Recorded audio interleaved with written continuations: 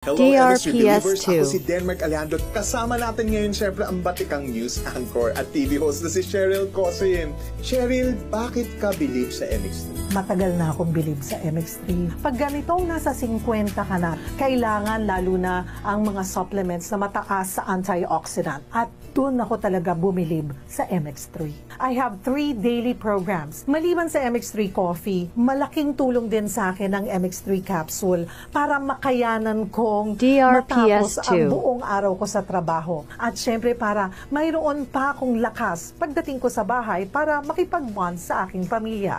So Cheryl, ano bang MX3 sa buhay mo? Alam mo, Denmark, bilang journalist, may misyon kaming maghatid ng katotohanan, magmulat ng isipan at ipaglaban ng tama, di ba? Ang naging misyon ng MX3 sa buhay ko, inulat ako na mas pahalagahan pa ang aking kalusugang pisikal, mental at spiritual. Kaya sa MX3, dito ako bilib.